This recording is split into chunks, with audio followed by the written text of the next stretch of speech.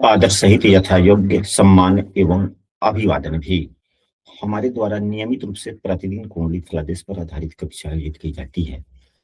बहुत ही जल्द हमारे द्वारा पूर्ण बेसिक से लेकर फलादेश तक की कक्षा आयोजित की जाने वाली है। यदि आप उस कक्षा में शामिल होना चाहते हैं तो स्क्रीन पर दिख रहे नंबर पर व्हाट्सएप पर कक्षा में शामिल हो सकते हैं। साथ ही यदि आपने अभी तक अपने इस चैनल को सब्सक्राइब नहीं किया है तो सब्सक्राइब अवश्य कर लें। और आइए चलते हैं, अब आज की विषय वस्तु शुरू करते हैं। आज का विषय वस्तु है नीच भंग राजयोग क्या है, इसको कुंडली में हम कैसे देखें। ग्रहों का नीच भंग होने पर भी कभी कभी फल नहीं मिलता है। यदि ग्रहों का नीच भंग होता है तो यह हमारे समृद्धि में सहायक हो जाते हैं, आय वृद्धि में सहायक होते हैं, उन्नति में सहायक बन जाते हैं। लेकिन कभी कभी स्थितियां ऐसी भी होती है कि ग्रह का नीच भंग होता भी है एवं उसका लाभ देखने को नहीं मिलता है। हम सभी आज की कक्षा में इस नीच भंग राजयोग के बारे में समुचित ढंग से समझने का प्रयास करेंगे और यह भी अंत में समझने का प्रयास करेंगे कि यह कब किन परिस्थितियों में नीच भंग होने पर भी यह लाभ नहीं देता।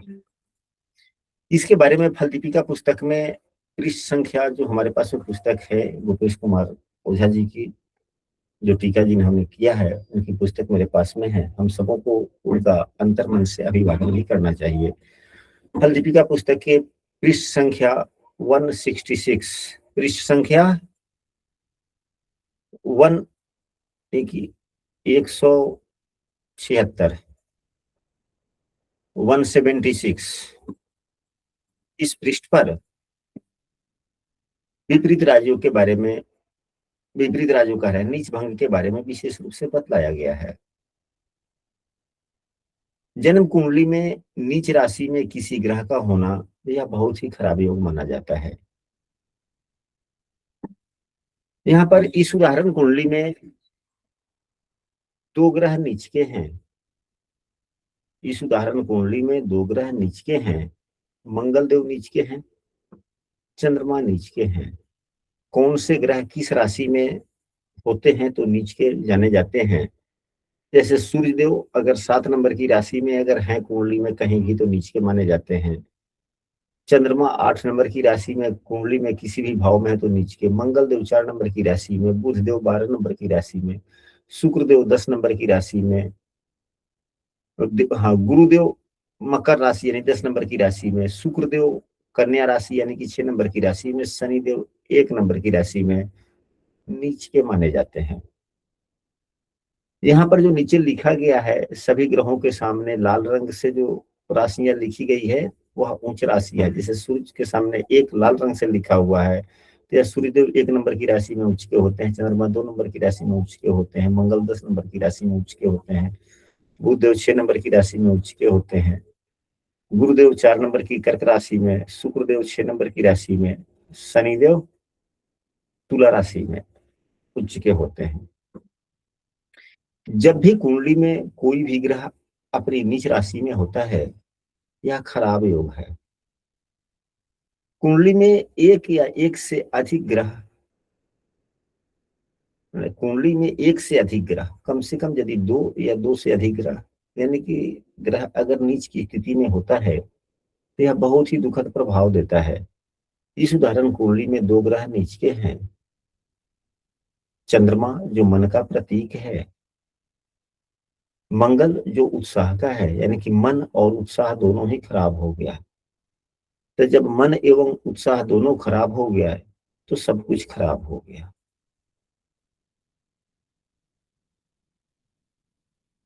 परंतु कुंडली में कभी कभी कुछ ऐसे भी योग बनते हैं,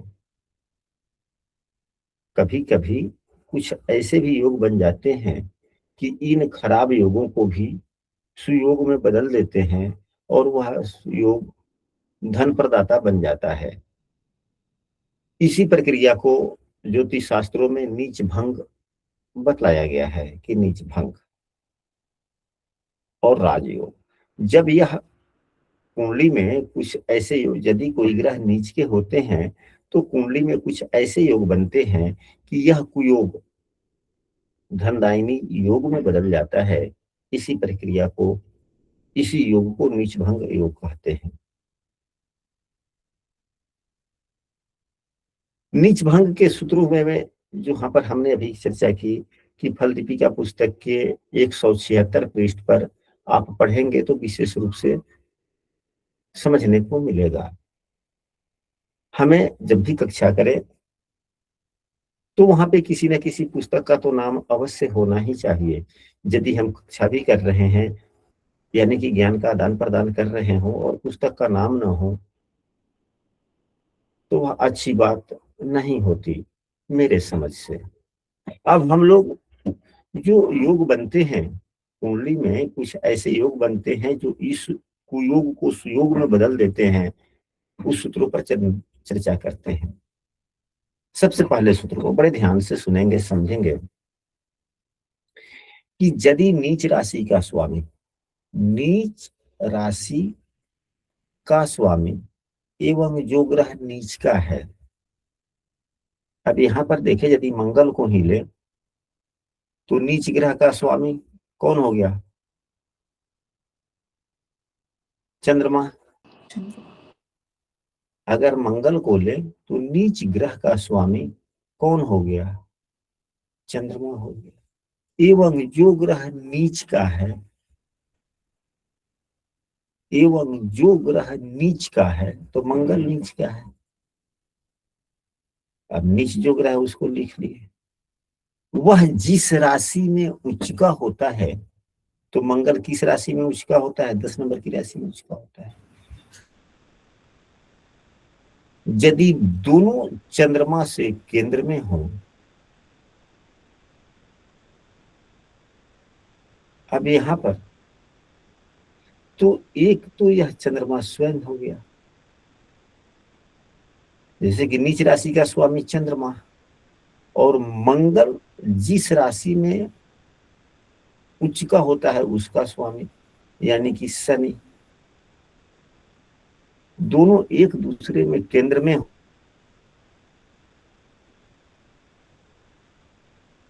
हो जाता है। अब यहां पर तो मंगल पर तो लागू हो रहा है, क्योंकि चंद्रमा तो स्वयं अपने आप में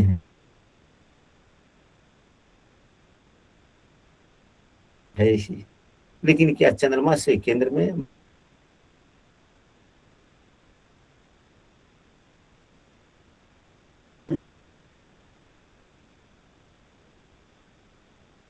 होगी? क्या इसी सूत्र को चंद्रमा पर लगाकर देखते हैं तो क्या चंद्रमा का नीच भंग हो रहा है इस सूत्र के आधार?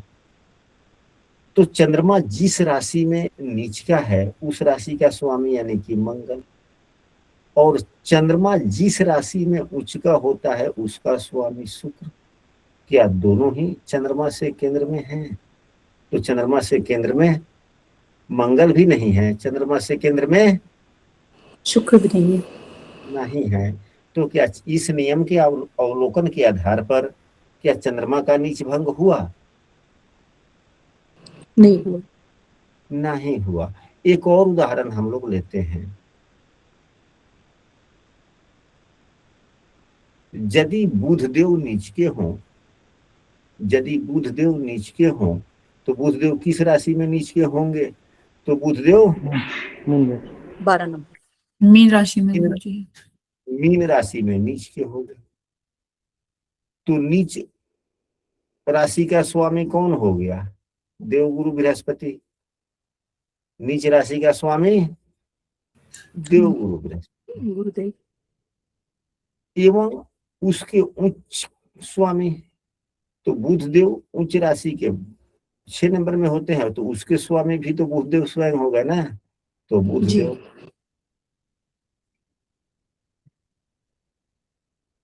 बुधि।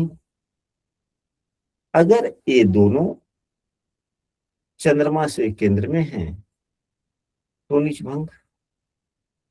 तो इस उदाहरण कुंडली में अगर बुध में हैं तो चंद्रमा से केंद्र में नहीं हुए, गुरु तो चंद्रमा से केंद्र में है, लेकिन यह तो सूत्र यहाँ पर लागू नहीं हुआ ना।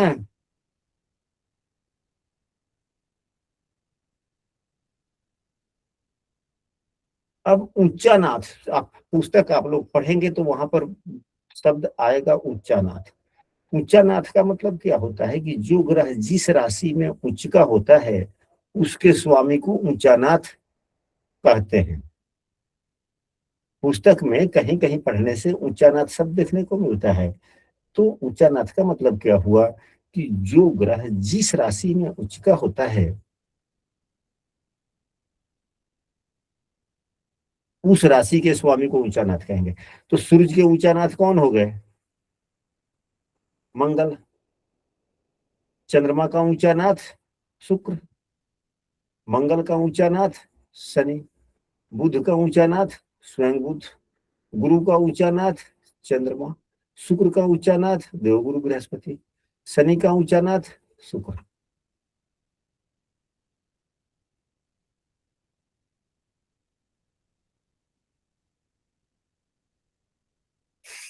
दूसरे सूत्र को हम लोग पढ़ते हैं। नीच राशि का स्वामी लग्न या चंद्रमा से केंद्र में हो। यहाँ पर कई टर्म एंड कंडीशन बनते हैं। हम लोग जब फलादेश करते हैं तो आधे बातों की चर्चा कर पाते हैं, पूरी बात की चर्चा नहीं करते। लेकिन आज की कक्षा में हम लोग पूरी बातों की चर्चा करेंगे ताकि विषय वस्तु सही ढंग से समझ में आए और हम लोग उसका उपयोग भी कर सकें। अब नीच राशि का स्वामी, अब चंद्रमा को ही ले लिया जाए तो चंद्रमा किस राशि में नीच का है?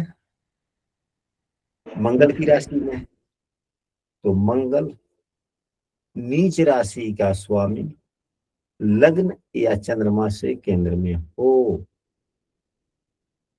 तो नीच राशि का स्वामी चंद्रमा के जो नीच राशि है मंगल, मंगल चंद्रमा से भी केंद्र में नहीं है और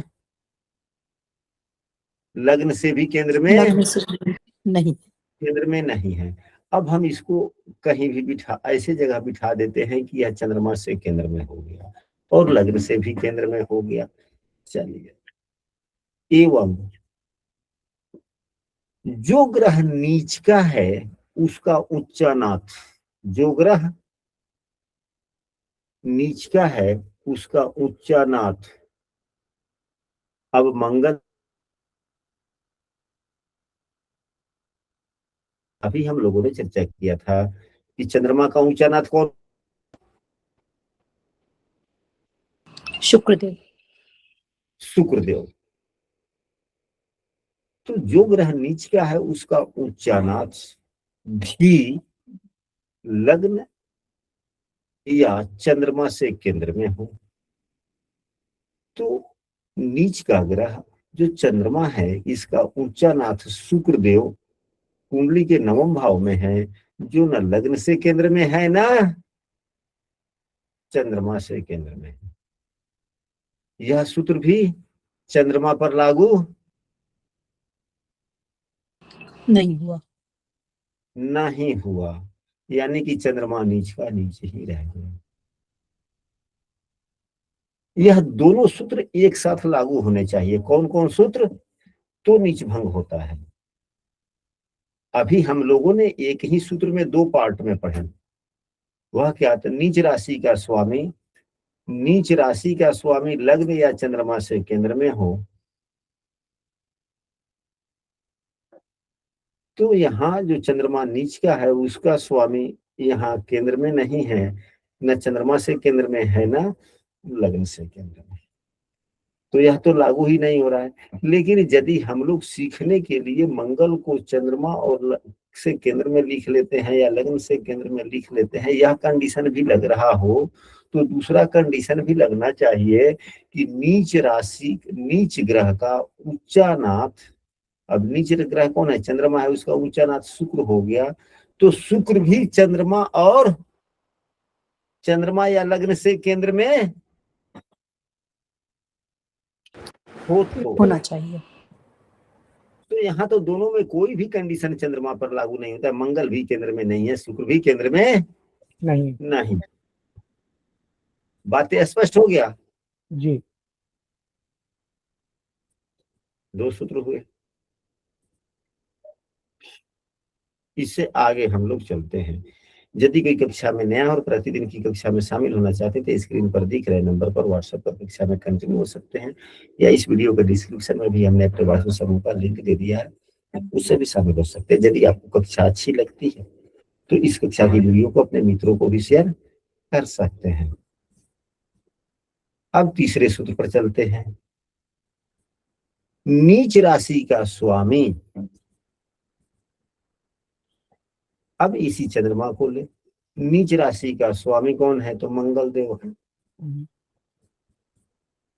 या नीच ग्रह का ऊंचा नाथ। अब नीच ग्रह का ऊंचा नाथ कौन हो गया? शुक्र। इन दोनों में से कोई, इन दोनों में से कोई नीच ग्रह से केंद्र में हो, यानी कि नीच राशि का स्वामी या नीच राशि का ऊंचा नाथ, दोनों में से कोई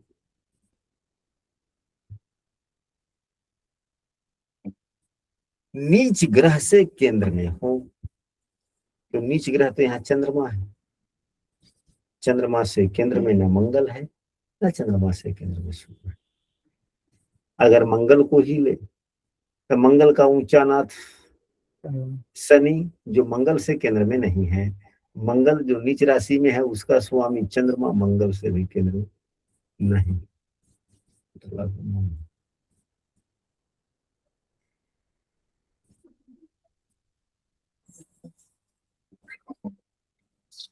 और भी अलग सूत्र पर चलते हैं। नीच ग्रह का स्वामी यानी कि नीचा नाथ, अब यही मंगल चंद्रमा के लिए, और इसका ऊंचा नाथ यानी कि शुक्र, दोनों आपस में केंद्र में हो, दोनों आपस में केंद्र में। केंद्र में। नीच ग्रह का स्वामी मंगल, नीच ग्रह का ऊंचा नाथ शुक्र, दोनों आपस में केंद्र में हो। तो यहाँ पर दोनों आपस में एक दूसरे से साथ में है, तो केंद्र में हो गए कि नहीं हो गए? हो गए। नीच भंग हो गया, नीच भंग हो गया।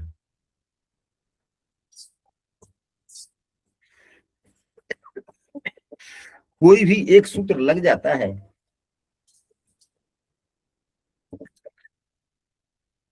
तो योग प्रभावी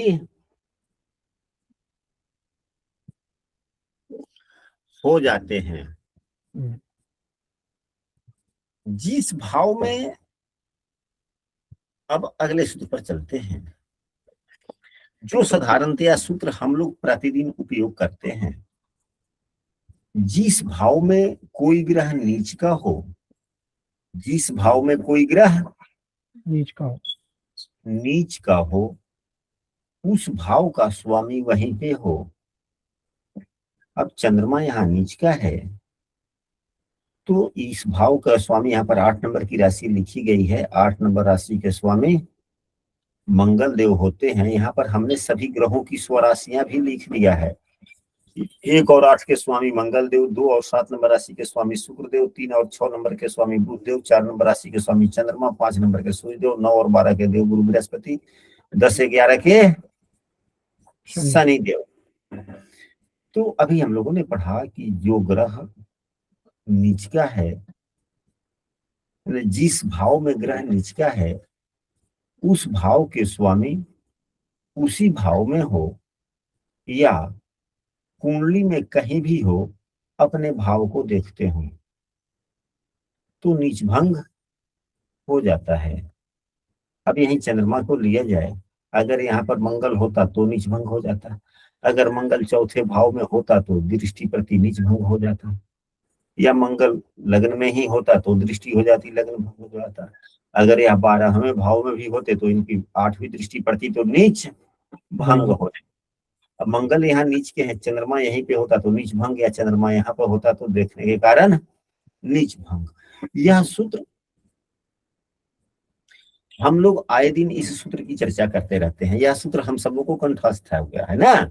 जी जी हो गया। हमने पूर्व में एक रोज एक कक्षा चल रही थी तो साधारणतया उस ग्रह के नीच भंग हो रहे थे, लेकिन हमने भी कहा कि नीच भंग नहीं हो रहा, लोगों ने भी कहा नीच भंग हो रही नहीं हो रहा। कहने का मतलब यह है कि हम सबों को सभी सूत्रों को समझना चाहिए। ऐसी बात नहीं है कि आज यह पहली कक्षा हो रही है, इससे पूर्व भी कई बार नीच भंग और आज पर कक्षा हो चुकी है। अब इसके बाद में चलते हैं। अगर ग्रह नीच का है, अगर कोई ग्रह नीच का है और शुभ भाव में है, अगर कोई ग्रह नीच का है और शुभ भाव में है,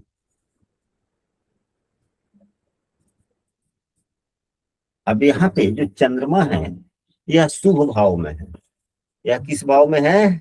शुभ भाव। केंद्र भाव में। तीसरे भाव को भी अशुभ नहीं कहा जाता। हमारे जीवन में बड़ा ही यह उपयोगी भाव है, बहुत ही उपयोगी भाव है। तीसरे भाव के बिना हमारे जीवन में कुछ भी संभव नहीं है, कोई भी काम संभव ही नहीं है। जीवन के हर कार्यों में उत्साह की आवश्यकता होती है, चाहे कोई भी काम हो। आप खाना ही खाने बैठ जाएं और सुस्ती से आराम आराम से घंटों खाते रहे, लोग क्या कहें?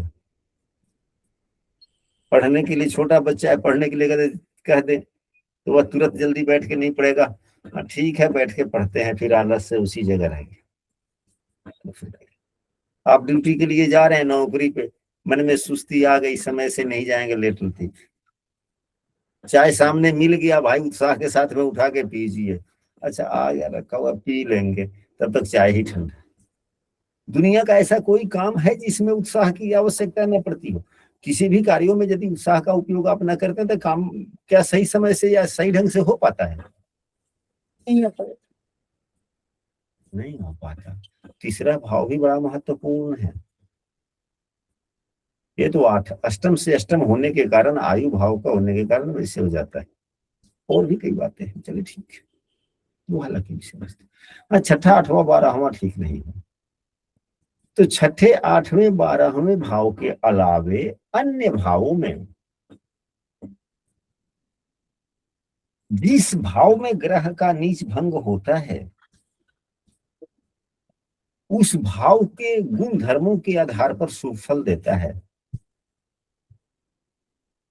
अब यहाँ चंद्रमा का नीच भंग किस भाव में हुआ, अगर हो रहा है तो?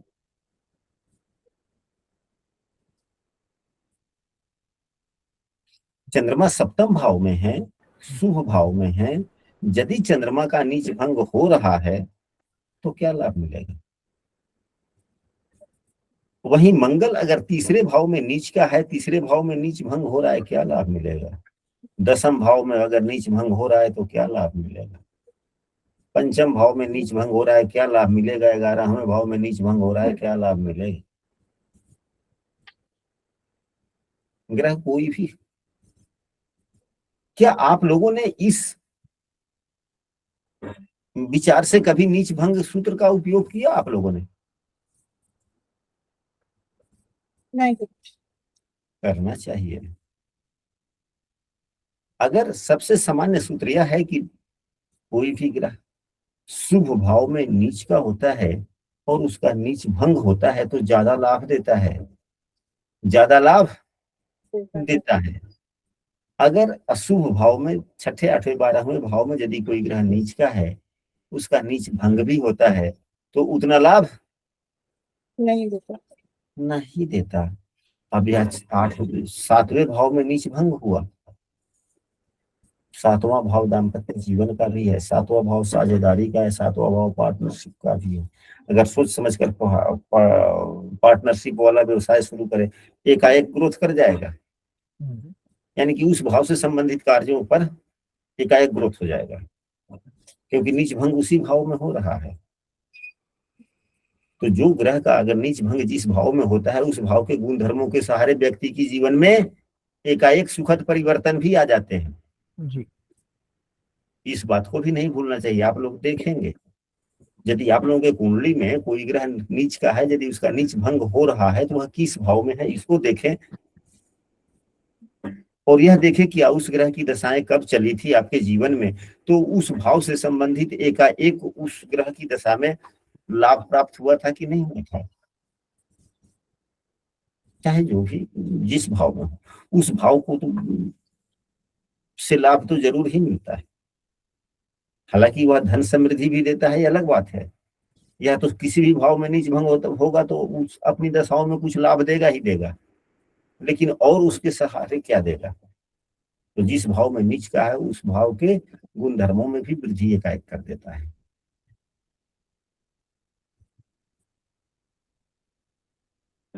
स्पष्ट हुई, आगे बढ़े। गुरु जी आप बिल्कुल सही बता रहे हैं। ये चीज मतलब मेरे साथ हुई है, मैंने देखा है इस चीज को कि जैसे मेरे लगन में मंगल बैठे हैं और नीच के हैं, और जब मंगल की दशा है तो मुझे काफी फायदा हुआ उस समय। मेरा मकान बना, फ्लैट बना, उस समय बहुत फायदा हुआ था।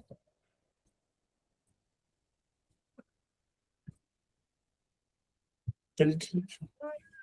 मंगल नीच का है, मंगल चौथे भाव को भी देख रहा है, सातवें भाव को भी देख रहा है, अष्टम भाव को भी देख रहा है, नीच भंग भी हुआ, जो भी है। लेकिन यह भी बातें हैं कि जिस भाव में ग्रह होता है, उस भाव के लिए नीच भंग होने पर अपनी दशाओं में उस भाव को सुख जरूर दे देता है, उस भाव से संबंधित चीजों में, अच्छी चीजों में वृद्धि जरूर कर देता है।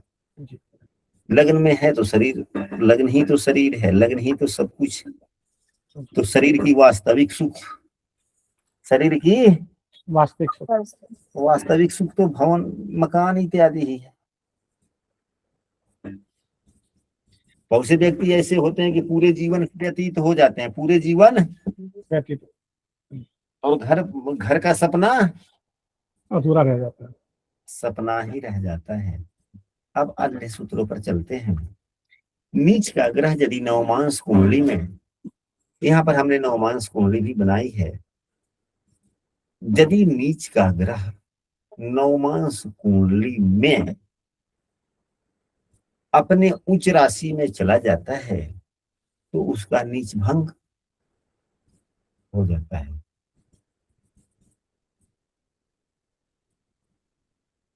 नीच का ग्रह नवमांश कुंडली में अपने उच्च राशि में चला जाता है तो नीच भंग हो जाता है। यही चंद्रमा अगर नवमांश कुंडली में अगर अपने वृषभ राशि में चले जाएं तो नीच भंग हो जाए। तो क्या चंद्रमा कभी नीच का भी हो और नवमांश में उच्च का हो, ऐसा आप लोगों ने कभी देखा है?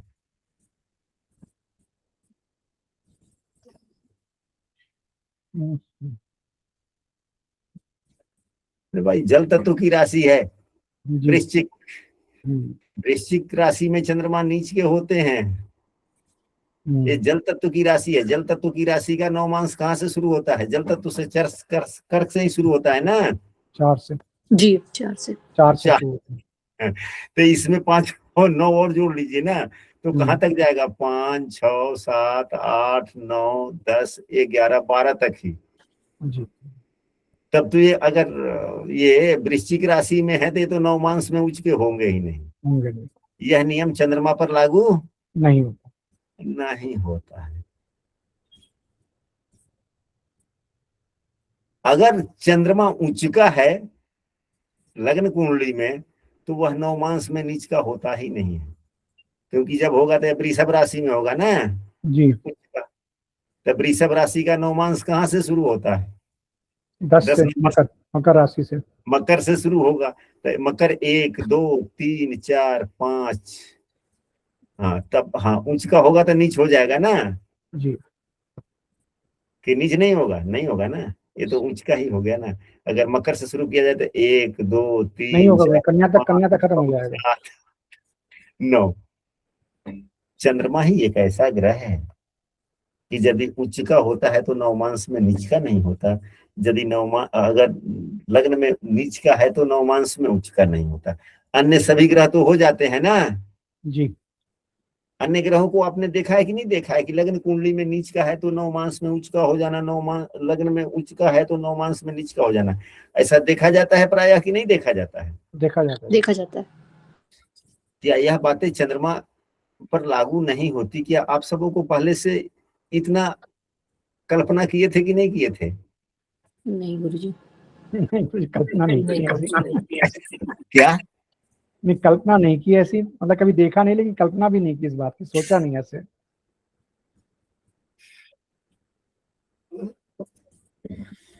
चलिए, तो एक यह भी सूत्र है कि अगर कोई ग्रह लग्न कुंडली में नीच का हो जाए और वह नवमांश में अपने उच्च राशि में हो जाए तो नीच भंग हो जाता है। यही मंगल देव नीच के हैं। अगर नवमांश कुंडली में मंगल की जो उच्च राशि 10 है, अगर 10 नंबर की राशि में नवमांश कुंडली में होते तो नीच भंग हो जाए। भंग। एक और सूत्र है,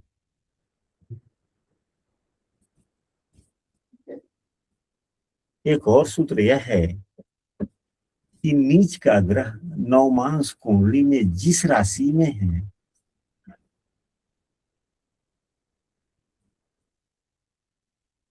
सूत्र को खूब बढ़िया से समझेंगे।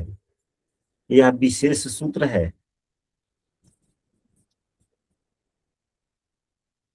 कि नीच का ग्रह नवमांश कुंडली में जिस राशि में है, अब यह चंद्रमा को ही ले लें। नवमांश कुंडली में चंद्रमा किस राशि में है? तुला राशि में। तुला राशि में है। जिस राशि में हो, अब यह तुला राशि हो गया, शुक्र आ गए।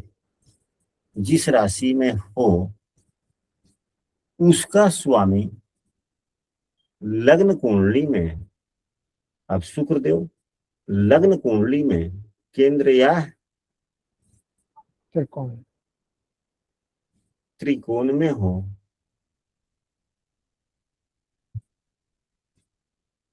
तो नीच भंग होता है। साथ में लग्न भी चर लग्न हो, 1 4 7 10 हो।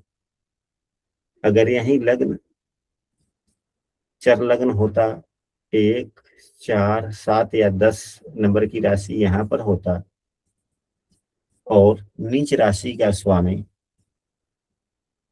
मतलब नीच राशि का नवमांश पति लग्न कुंडली में केंद्र या त्रिकोण में होते तो नीच भंग हो जाता। यहाँ पे नीच भंग के तो सूत्र बन लग रहे हैं, परंतु लग्न चर नहीं है। जी। इसके दूसरे कंडीशन भी हैं। यह बातें स्पष्ट हो गया, आगे बढ़ा जाए। जी। जी।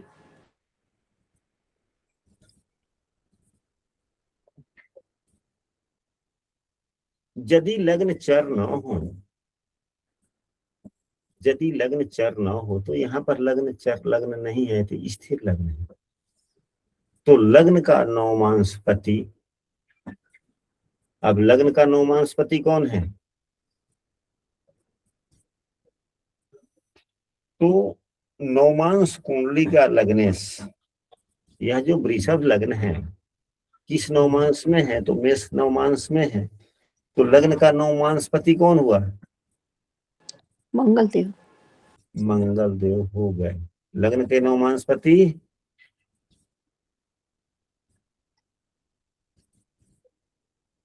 मंगल देव। मंगल देव हो गए। अब यह मंगल देव नवमांश कुंडली में चर राशि में हो। अब यह मंगल देव नवमांश कुंडली में चर राशि में है तो नहीं है।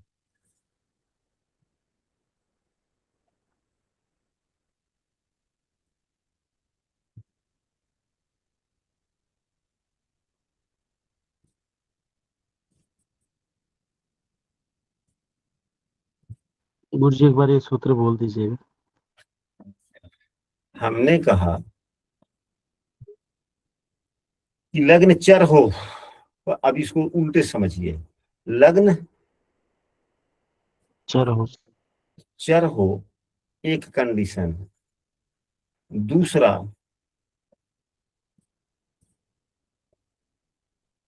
नीच का ग्रह, नीच ग्रह D9 में जिस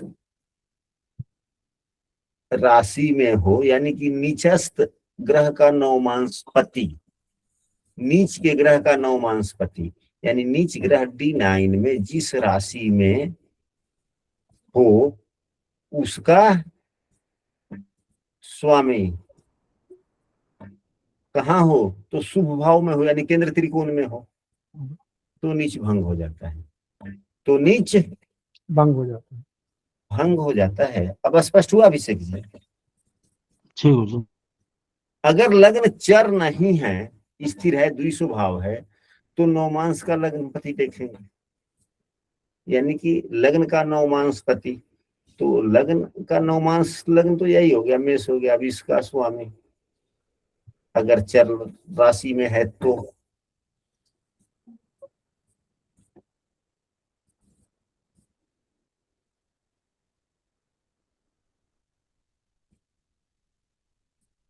तो भी यह नियम लागू हो जाता है। तो यह थोड़े भूल है। दूसरा, केंद्र में यदि कोई भी ग्रह नीच का होता है तो वह प्रभाव थोड़ा कम देता है। अष्टमेश का नीच होना उतना नुकसानदायक नहीं होता है, यानी कि नीच का ग्रह यदि स्वयं अष्टमेश है तो उसका स्वयं अपने आप नीच भंग हो जाता है। नीच ग्रह की नीच राशि में, अब नीच ग्रह की नीच राशि में, तो यहाँ 4 नंबर की ही राशि में नीच का है ना, उच्च का होने वाला ग्रह हो तो नीच दोष समाप्त हो जाता है। अब यहीं पे मंगल यहाँ पर नीच का है और साथ में देव गुरु बृहस्पति हो जाएंगे तो क्या हो जाएगा? नीच भंग हो जाएगा, नीच भंग हो जाएगा। या अगर नीच का ग्रह है जिस राशि में, उस राशि को कोई ग्रह यदि उच्च की दृष्टि से देखे तो दूसरा कोई ग्रह थोड़े उच्च की दृष्टि से देखेगा। तो हम लोग ऐसे समझ सकते हैं कि नीच का ग्रह जिस राशि में है उस राशि में उच्च का होने वाला ग्रह हो या उस भाव को देखता हो, बातें एक ही हो जाएगी ना जी। जी। लेकिन अगर है तो ज्यादा लाभ और देख रहा है तो थोड़ा कम।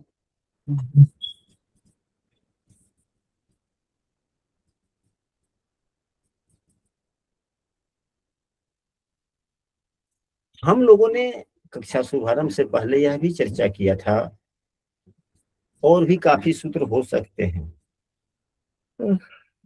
हम पुस्तक के पन्ना का फोटो समूह में शेयर कर देंगे, आप लोग उस पन्ने को पढ़ेंगे। जो सूत्र समझ में आ जाता है तो अच्छी बात है। आप लोग फलदीपिका पुस्तक भी पढ़ेंगे, क्योंकि हम जब कक्षा चलती है तो जो बातें अगर हमको स्पष्ट यादाश्त नहीं रहता है तो हम पुस्तक पढ़ लेते हैं, दिन में मनन चिंतन करते हैं, समझने का प्रयास करते हैं, लेकिन कक्षा के समय में हम पुस्तक नहीं खोलते। यदि पुस्तक के सहारे पढ़ाना है तब तो पुस्तक हम शेयर करके ही पुस्तक के शब्दों को पढ़ते हैं और आपस में समझने का प्रयास करते हैं। यदि पुस्तक के सहारे क्लास नहीं चलनी हो तो हम पुस्तक नहीं खोलते, दिन में पुस्तक को पढ़ेंगे, समझेंगे और अपने स्मरण के आधार पर, अपने अनुभव के आधार पर कक्षा संचालित होती है। वह अच्छा ही होता है। कायदे कोई एक ही हो, क्या तो पुस्तक के शब्दों का उपयोग किया जाए और नहीं तो अपने स्मरण एवं अनुभव का। दोनों का मिल जुमला ठीक नहीं होता। क्या दोनों का मिल जुमला ठीक होगा? नहीं हो। नहीं होगा, क्योंकि पुस्तक हमको अनुभव की तरफ ले जाने से रोकता है, और जहां पुस्तक नहीं रहती, स्मरण हमें अनुभव की तरफ लेकर जाता है। स्मरण हमें अनुभव की तरफ जाता है। अनुभव की तरफ लेकर जाता है। पुस्तक से ही अनुभव बढ़ती है, इसलिए पुस्तक तो सर्वोत्तम है ही। हाँ, तो हम लोगों ने यह चर्चा किया था कि कभी कभी ग्रहों के नीच भंग होने पर भी उसका लाभ नहीं मिलता।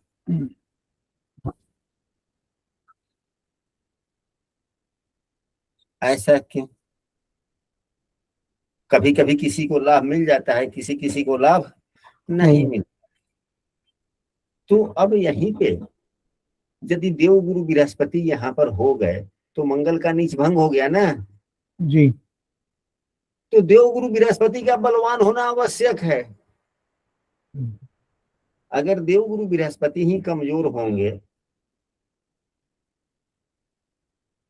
तो कितना भंग करेंगे? यानी कि नीच का मतलब कि गिर जाना, और उसका भंग करना यानी कि उठाना। यानी कि उठाने वाला हाथ मजबूत होगा तभी तो पूरा उठा पाएगा ना जी। यानी कि जिस ग्रह से नीच भंग हो रहा है वह ग्रह यदि जितना बलवान है उतना ही लाभ देता है। जिस ग्रह से नीच भंग हो रहा है अगर वह बलवान नहीं है या कमजोर है, जितना कमजोर है उतना ही कम फल मिलता है। या बिल्कुल बलवान नहीं है तो बिल्कुल नहीं।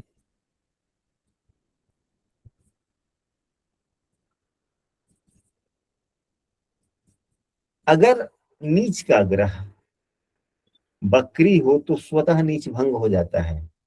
नीच का ग्रह यदि बकरी हो तो स्वयं नीच भंग हो जाता है, फिर किसी भी सूत्र की आवश्यकता नहीं पड़ती।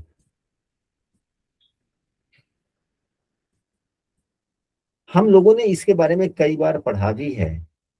बकरी ग्रहों के फलादेश कैसे करें उसमें भी कि नीच का ग्रह बकरी हो तो स्वतः नीच भंग हो जाता है, यदि उच्च का ग्रह बकरी हो तो स्वयं उच्च भंग हो जाता है उसका।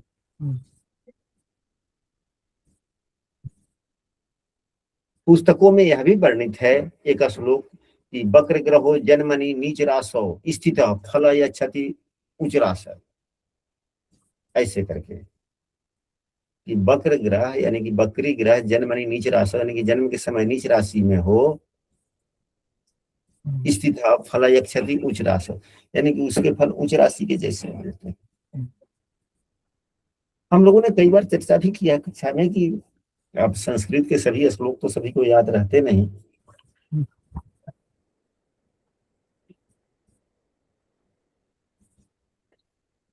आशा करते हैं कि आज की कक्षा में हम लोगों ने ग्रहों के नीच भंग राजयोग पर काफी चर्चा किया। हो सकता है कि सभी सूत्रों का समावेश हो गया हो भी सकता है कि एक आधे सूत्र छूट गए हो। आप लोग फल दीपिका पुस्तक भी पढ़िएगा। पृष्ठ संख्या फल दीपिका में हमने क्या बोला था? 176